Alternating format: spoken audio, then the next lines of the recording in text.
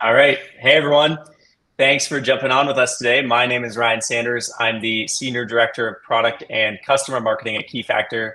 And today we are excited to talk about the road to 47-day TLS certificates. So, as many of you know, a big announcement dropped last week that the maximum lifespan of publicly trusted TLS certificates is going to be dropping from the current 398 days down to just 47 days by 2029. So, we're here to break down exactly what transpired, what it means for you and your organization, and then how you can start to prepare for these changes ahead.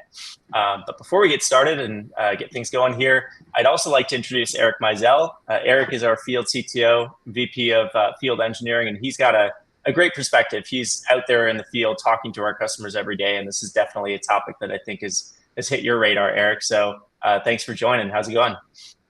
It's going good, man. Thanks for having me. I'm super excited about, shorter lifetimes. Not, but our customers are our big concern. So this should be a good conversation and enlightening for many to understand the road ahead. I guess I should say so. Yeah, absolutely. All right, so let's get into it. So here's a quick look at just what we're going to cover over the next 30 minutes or so. So we'll start out just at a high level talking about what the role of PKI and certificates is in organizations today. Many of you know this, but it's certainly evolved over time, and we want to speak a little to that. But then next, we'll get into some background on what are these changes, which certificates are they going to be impacting, and how are they going to be rolled out over the coming months and years. Then we also want to get real and talk, like Eric, you said, PKI and sysadmins, how do they really feel about these changes? How do you feel out there sitting on this webinar hearing about these changes? We know they're well-intentioned, but that doesn't change the fact that, hey, they're going to have a serious impact on your day-to-day operations, whether you're the team that's responsible for managing PKI and certificates, or it's just, one of those things that you got to do to keep your server or application running. This is no doubt going to affect you. And then lastly, we want to talk about how you can start planning. What are some of those practical steps you can take? We know that automation doesn't happen overnight, right? But you can still start. We can't sit still either. So we'll talk through some of those steps. And then, of course, we'll save some time, hopefully at the end, for discussion and open it up for some Q&A. But we also encourage you to drop questions all the way through. If we can answer them as we go, we will. So we encourage you to just use that question tab on your screen and drop them in there all the way through. So that's enough introduction. Let's get into the topic. So I think the best place to start really is, where do we actually see PKI and certificates being used in businesses today? The answer to that is everywhere. I mean, business runs on connectivity, right? It's connected devices, it's workloads, it's applications, and every one of those connections has to be authenticated and encrypted to be secure. So that's, of course, where those certificates come into play. And they really serve as that foundation of digital trust. It might not be something we think about every day. Just like we often make the reference to plumbing. I turn on my tap, my shower, my washing machine. I don't really think about it. It just turns on. I don't think about the plumbing behind the walls. I just expect it to work until it doesn't. And then also the volume of certificates is increasing at quite a rapid rate. I mean, Eric, I'd say the average number of certs we see across businesses easily reaches into the tens and hundreds of thousands, sometimes millions. Now, of course, only a subset of those are going to be your publicly trusted TLS certs, which is why I've outlined that in the green box there. But I mean, we talked about this just yesterday. These are your most critical assets, right? For sure. That's exactly it. And I think you said it perfectly there too. It's the public side that's changing. So it's not the private side, but there are a lot of these things here that still take a public cert. So you have to be aware of them. And it's, you say websites and apps, sometimes those certs live more than once. Sometimes they live in a load balancer and in the application server, depending on how someone does TLS termination. So it's, again, you got to pay attention to where those certs are deployed. Right. Yeah, exactly. That's a good point. Websites and apps encompasses a lot of infrastructure, right? You've got web servers, you've got sometimes cloud workloads, you have the load balancers that sit in front of them. So it's important to consider all of the infrastructure that's going to be impacted by this and where those certificates live. So, I mean, we know the volume of certificates is growing, but the lifespan of publicly trusted TLS certificates is shrinking, and it's been shrinking for some time. I mean, this is nothing new. It's actually been happening as far back as 2012. That was when the lifespan of certs used on the internet went from 10 years to just 5. And then we've seen that drop to 3, to 2, to 1. as recently as 2020. That's actually when Mizell, I think that's when you joined Keyfactor, and I had recently joined Keyfactor, so we really got to see the brunt of those changes. And in 2020, I think it was really interesting because that was actually Google who first proposed a reduction in certificate lifespans. They brought it to a vote, and with the CA browser forum, and they ultimately voted it down. It didn't really go anywhere. Then Apple turned around and said, hey, we're going to enforce this anyways with the Safari browser. So everyone was kind of the hand of the CAs and all the other browsers was forced, and they essentially had to move to this new lifespan of 398 days. Fast forward to 2023, and it's kind of a similar story, right? We're right back in the same situation. It's Google shared their Moving Forward Together project that was back in 2023. That's when everyone was talking about 90-day certs, right? That was the big number to prepare for. They were going to make some updates to the Chrome root program, several changes, not just the lifespan of certs, but one of those was to reduce it down to 90 days. And then again, here comes Apple in 2024. Different approach this time, though. They introduced an official ballot, so they went through the voting process this time with the CAB forum.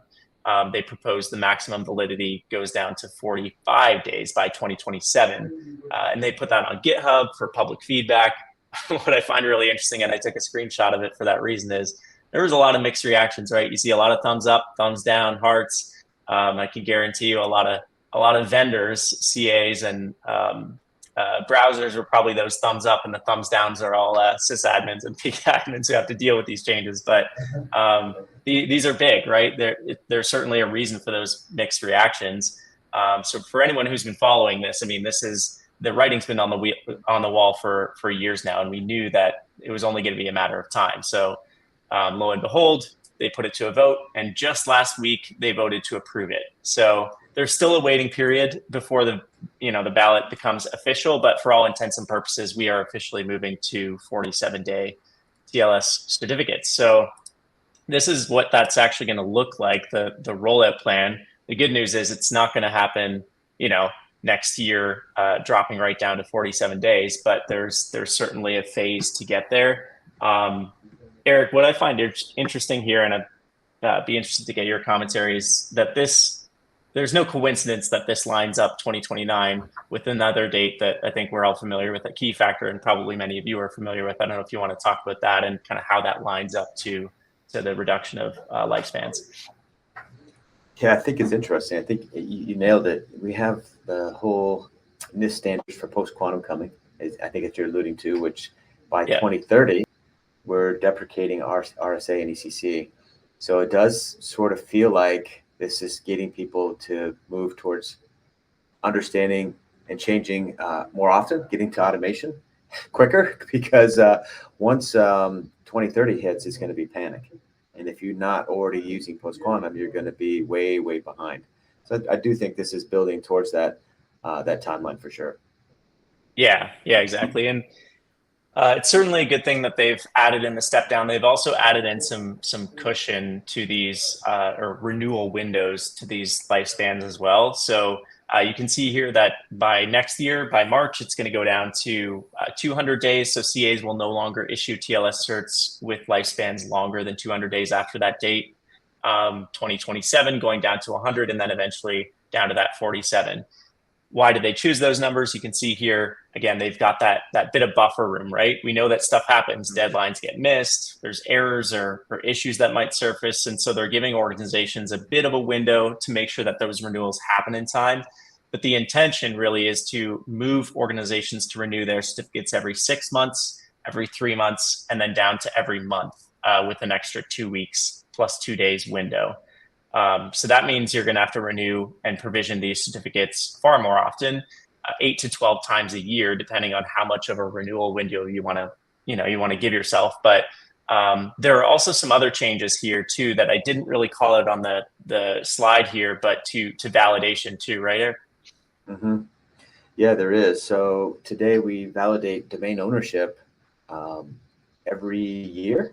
So you get a text file from your public CA to ask you to validate that you own the domain. You drop it into your DNS zones for them to validate. That's dropping down to 10 days. So that's a huge change, considering some people have a lot of domains and a lot of DNS zones. So it's something to consider, something we're looking at as well to help automate, but something you need to think about. Yeah, yeah, absolutely.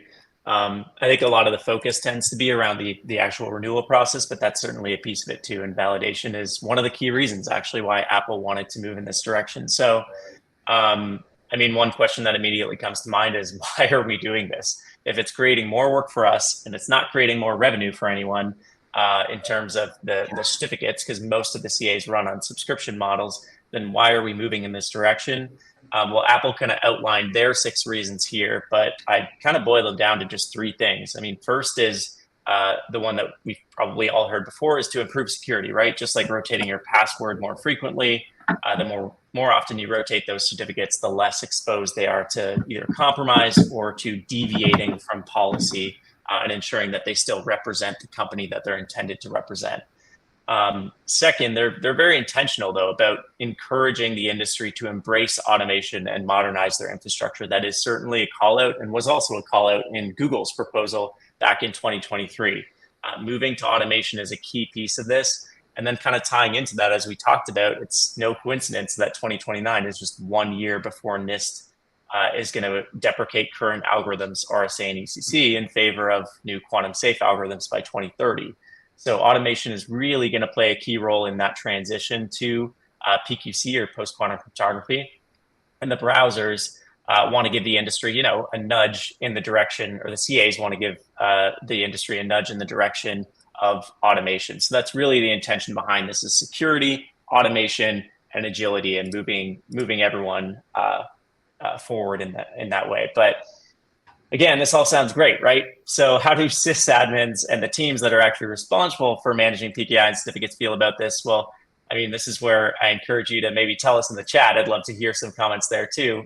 In the question tab, you can use that. But so let us know how you feel. But in the meantime, while we wait for your responses, let's look at Reddit, because, you know, there's nothing more entertaining than a sysadmin subreddit. There's some wild things that come out there. So no surprise here. Many are not excited about these changes, right? The public CAs and the browsers are celebrating how this change will improve security of the internet and encourage tech vendors like us and organizations like you to embrace automation. Sysadmins, of course, feel very differently, to say the least. That said, I think there's certainly benefits to improving security and automation. Those are undeniable. Shorter lifespans are going to reduce exposure. More frequent validation will reduce risk. And whether they like it or not, organizations will now have to adopt automation. But again, that doesn't change the fact that this is going to have a significant operational burden on you and your teams. There's one thing I want to call out here, though, and it's important, although there's some really funny ones here. It's that automation piece of it. So there's a few call outs there. I encourage you to go check out this Reddit thread just for your own entertainment, but also to see some of the problems that are surfaced in it. And one of them is that many legacy systems and even current systems don't support automated renewals out of the box, things like ACME protocol. And Eric, we talk about this a lot. I mean, ACME is great, but it's definitely not a catch-all for automation, right? Like it's not going to cover all of your use cases. It doesn't cover everything. It's definitely something that you have to use, right? It's a mixed bag of your automation strategy. The biggest challenge with tools like ACME is you don't know if it replaced the cert. So its job is to do that, right? So you expect it's supposed to do it every 30 days. But if it fails for some reason, you need to make sure you have some visibility into making sure your certs are renewed, or you're getting some error messages, or you stand a chance to have outages. Yeah. I love these threads. Like my favorite one there is like, why not 1 second? That's fantastic. But there's a couple of questions. Yeah, there's a couple of questions. And one of them, yeah, it does improve in security because, as Ryan mentioned, replacing the private key more often gives us more, gives you less chance of your private keys being compromised. But also when you start thinking about this movement for post-quantum, there's a notion of harvest now, decrypt later. So the more often you rotate keys, the more complex it is for your adversaries to try to steal data. I mean, it's still stealable if you can decrypt an RSA key, but still it does tighten up security. The other question here is about, you and I talked about this earlier, Ryan. Will my browser reject a cert less than 47 or more than 47 days. We haven't seen anything from the browser side yet. I don't think so, because your private certs can still be 1 year. That's what it looks like today. So as far as we know today, it looks like you can still have 1 year private certs, and your browsers will accept those just fine. Right. Yeah, and I think we can expect the browsers to make some moves too. But yeah, the question is like, is it a must for them to shorten it to 47 days? I mean, it's not a question of whether you will or not. It's you're going to be forced to, because you can't get certs from any public CA that are going to be longer than the lifespans that we discussed, because it's the CAs that are really driving this forward, versus previously it was Apple saying we're not going to accept any certificates longer than this lifespan. Now it's from the CA side, we're not going to issue certificates longer than this lifespan. So again, the browsers will likely coordinate, and there will be a move to not allow those certificates to be used that are longer, but we haven't got a sense of that direction. But certainly we're moving to shorter lifespans from an issuance perspective. So I mean, yeah, there's a lot of frustration, a lot of angst about this change, because if systems can't support automation, then we all know what happens. And I actually used this meme last time in our 90-day cert webinar, but it's just as relevant now. So a system goes down, someone forgets to renew their cert, everyone ducks and hides, or they pass the blame to the PKI or certificate team. But the real problem here is not the certificates themselves, and we know that. It's that it's human nature. We're forgetful, right? We make mistakes. If I'm an application owner, I'm going to install a cert, say on my web server, then move on to the next task. It's a checkbox for me. So unless there's some sort of robust process, which there should be, then I'm probably not going to document how I did it or when I did it, because again, it's just a checkbox. So then when it comes time for renewal again, they'll either forget how to do it or they'll forget to do it altogether. Now, hopefully with certificate renewals happening every 30 to 45 days instead of every year, they're less likely to forget. The forgetfulness problem will go away. But the problem now becomes more about the workload, right? The renewal process from end to end can be very tedious and involve a lot of different stakeholders.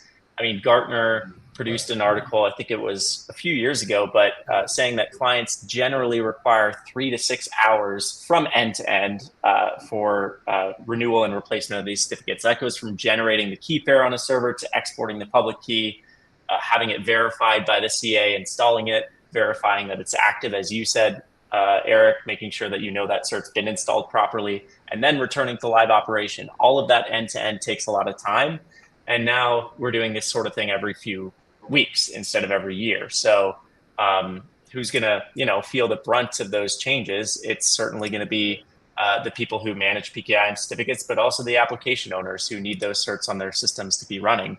And I think this kind of boils down. Most IT and security teams are already hitting a breaking point when it comes to managing certificates, despite these changes. They're already faced with growing certificate counts. They've been dealing with shorter lifespans and more renewals for years. And many organizations are also trying to mirror what's going on the public side, on the private side, right? They want to ensure that they are following best practice internally. So while this does only impact public certs, it certainly pushes organizations to adopt this with their private PKI. So this only increases the complexity. There's also more lines of business that are coming to the PKI team saying, we need your support on this new use case. And that inevitably creates more complex environments, right? Now you have edge use cases, you have cloud use cases, you have the typical enterprise IT use cases. There's quite a mix. And now you, again, throw in the more frequent renewals, and it's a recipe for chaos if you don't have the right processes in place. And if we look at what organizations are doing today, this is oftentimes what we still see, is that they're using kind of old solutions to address new problems. Many are using legacy PKI solutions or disparate tools. They don't really have that centralized visibility, and there's no clear ownership. I think that's a key piece of it, is who's accountable when things go wrong? Who's accountable for that cert that needs to be renewed on that system? I think finger pointing oftentimes results when you don't have that clear ownership in place. Standardization, how are you standardizing the use and practices around certificate usage? And then there's just the friction for users. How easy is it for people to request certificates, for approvers to approve that? Oftentimes, that's a very manual process. It's riddled with potential for human error. That's another key piece of putting the incorrect information into a certificate signing request, and then it becomes a back and forth with the PKI team, creating even more time spent on these certificate renewals. And then lastly, of course, the actual process of getting those certs where they need to go. If that's not automated, it becomes a challenge too. So, Eric, I don't know if you see any one of these in particular that really stand out, but I mean, I think this kind of encompasses a lot of the challenges that we see out there already today, right? It hits it. The biggest one is the no clear ownership. And I think to your point, if no one owns it, then, or if everyone owns it, no one owns it. If no one owns it, no one owns it, right? Like that's what it ends up being. And it turns out to be an outage. That's the end result. So I actually think, and as you get to the next slide, that the positive side of this is going to turn into a very repeatable process, right? Once you get through the wall of creating your best automation strategy for your company, which is again, a mix of common practices, protocol support, or a certificate lifecycle management tool that does the automation, gives you visibility and accountability, it's going to become very repetitive or very repeatable and predictable and automated. I think that's where we're headed. Mm-hmm. Yeah, exactly. And I think when we talk about automation, a lot of people tend to focus on the renewal or the enrollment process, because that's what ACME does for a lot of these instances. But there's far more to it, right? There's visibility, there's accountability, as we talked about the ownership, there's governance, putting in place proper workflows. There's far more that needs to happen before we get to that full automation. And there's reasons for these, right? As you mentioned, how do you ensure that certificate was in fact provisioned where it needs to be and that system is operational? You need that visibility into those systems. And a lot of people are still using either a mix of spreadsheets, they've maybe advanced to a mix of tools. Maybe they're using an SSL TLS, like a network scanner that does some of this. They're using a database. They're using kind of a hodgepodge of solutions, but they don't have a complete inventory, or they don't have a real-time inventory. And it's not the certificates that are going to show up in your spreadsheet that matter, right? It's the ones that don't, the ones that you don't know about. Those are the ones that cause the problems. So I think that's a key piece of it. Again, accountability. How do we start to put in place structured workflows and role-based access to certificate management workflows so that you can, put process in place around these and ensure that the right people are assigned to these workflows. And for instance, if an alert goes out that a certificate's about to be renewed, who does that alert go out to? These are things that technology can solve, but you also need to understand the process behind it too, ensuring that you're sending those alerts to the right teams, that they're prepared to handle those renewals. Because not every certificate can be completely automated, right? There are some times where you need approval processes in place. So you need to have that kind of extra wall in between to ensure that there's proper governance. And then, workflows. How do we actually make that easy, whether it's through a self-service GUI or APIs? There's got to be an easy way to access these certificates, policy compliance certificates, and get them where they need to be. And then, of course, that's where automated deployment comes in. So there's a much bigger story to this than just the enrollment piece, and I think that's important to recognize. Another one that I just dropped at the top there, I think we see a lot of cases where people are using public certs where they don't necessarily need public trust. I think that's a key piece of this too, is do you actually know where all those cost centers are? Who is buying these certificates? Where are they putting them? And is that actually necessary? There's potential to reduce cost and operational overhead if you're able to identify cases where public trust isn't necessarily needed, and you can leverage your internal private PKI to address that. So all important pieces of the puzzle to consider beyond just the enrollment piece of it. But Eric, you talked about it. Add, if you don't mind. Yeah. What's interesting is as visibility is king, right? And knowing what you have, to your point, whether I'm using a public cert for private and vice versa. The other thing that's interesting is you have the notion of shadow IT. We see it all the time. And sometimes the business says, I can't wait for the PKI team. I'm just going to go to X vendor and buy a cert. And they're deploying a cert for their application, and you don't know about it.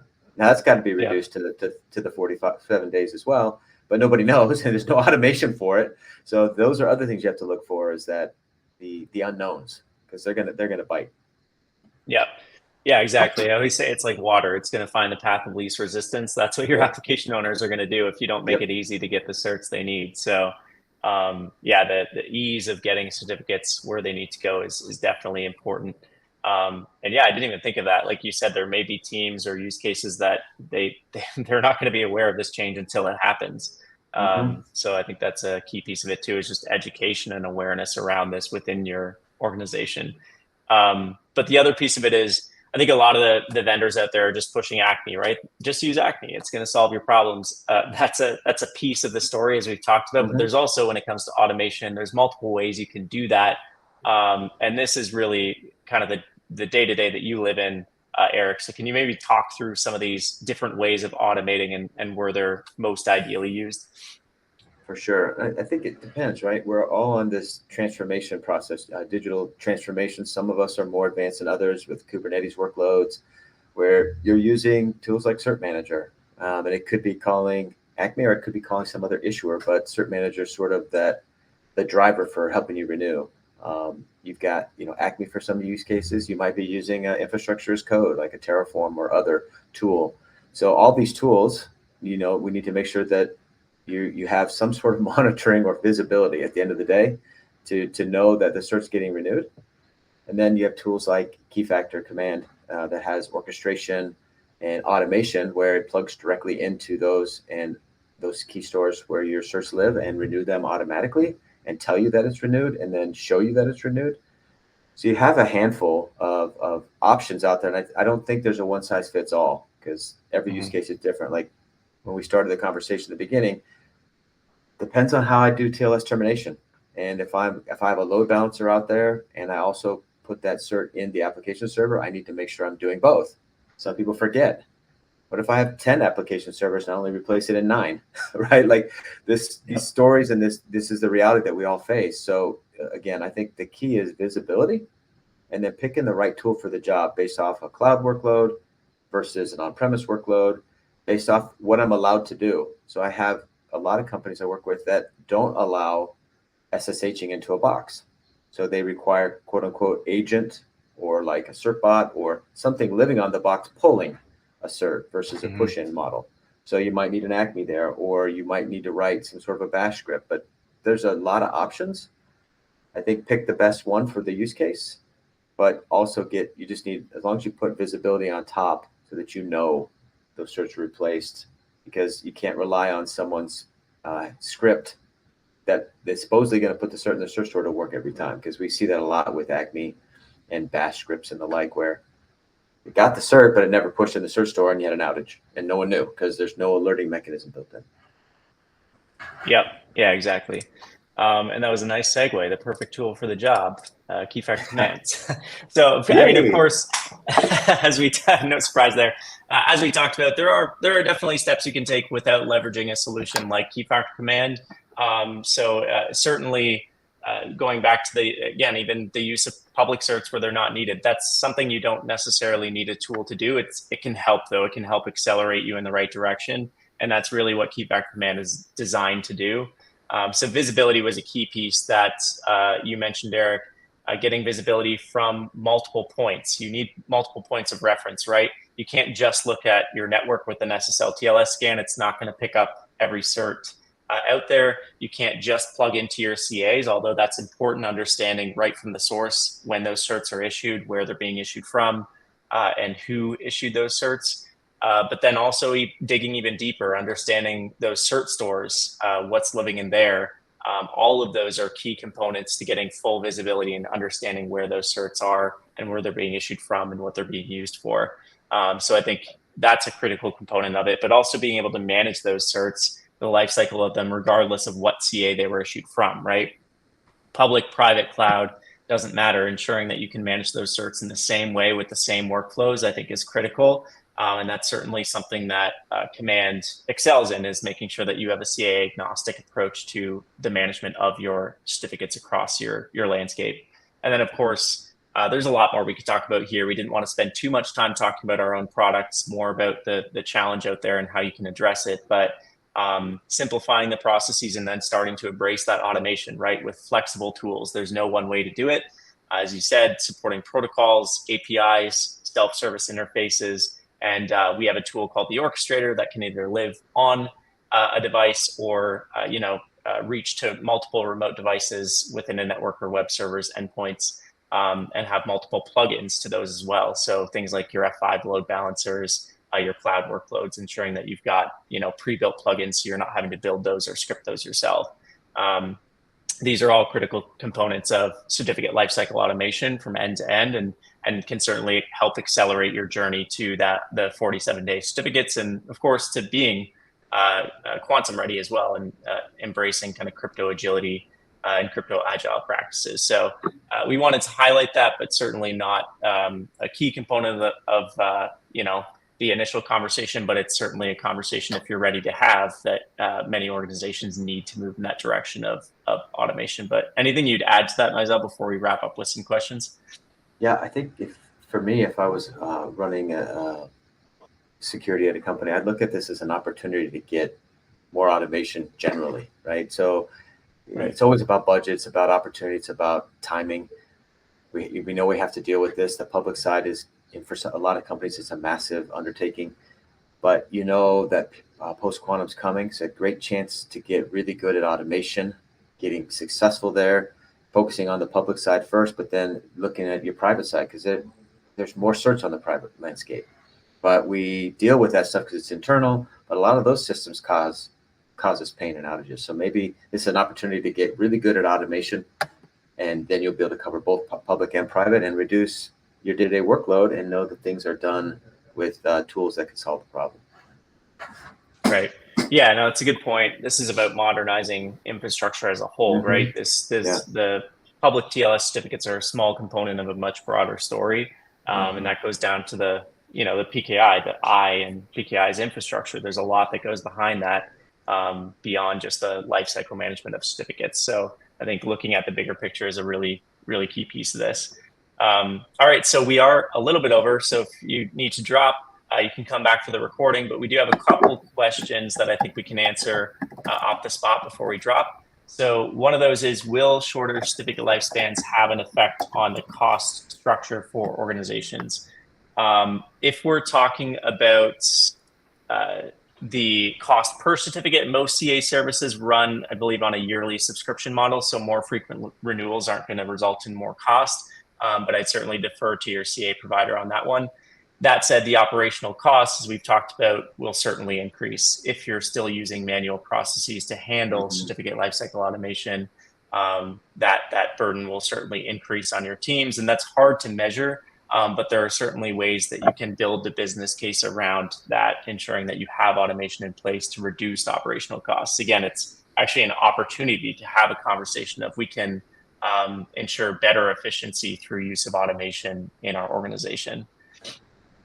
Another one is, are there anticipated changes to CT logs or monitoring practices? I think the core function of CT logs isn't changing, but the volume of log certificates is going to increase due to these more frequent renewals. So if you're using monitoring tools, you'll just want to make sure that they can handle a higher volume and ensure that you've still got that timely detection of things like misissuance or anomalies that might come up, which is where that visibility becomes a key component.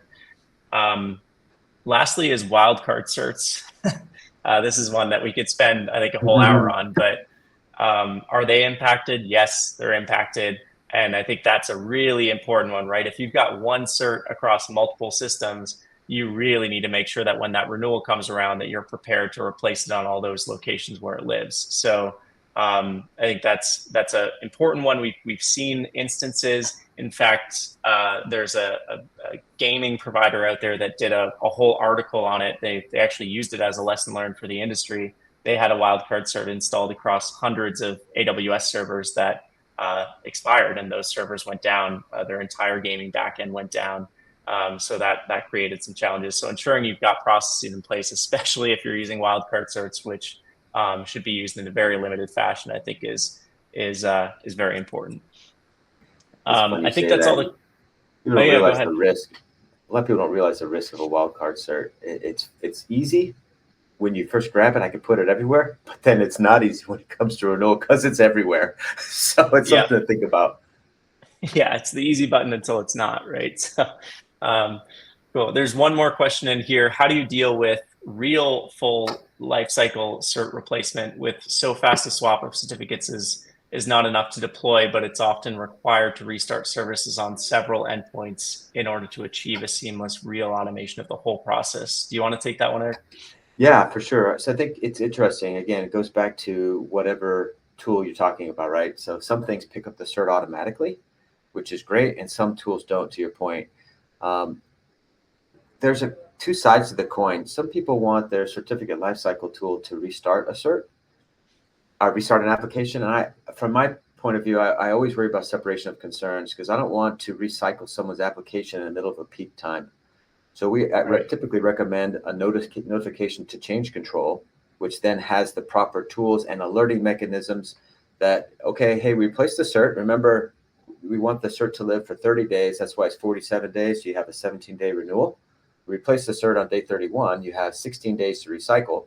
We notify change control. Change control has the proper mechanism to recycle and alert if something fails.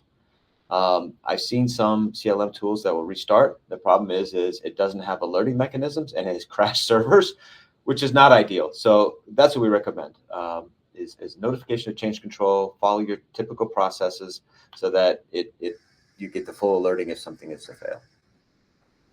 Awesome.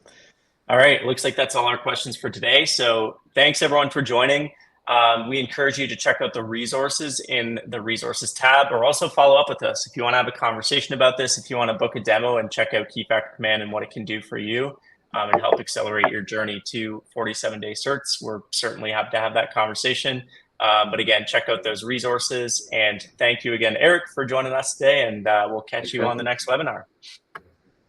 Thanks, everyone. Cheers.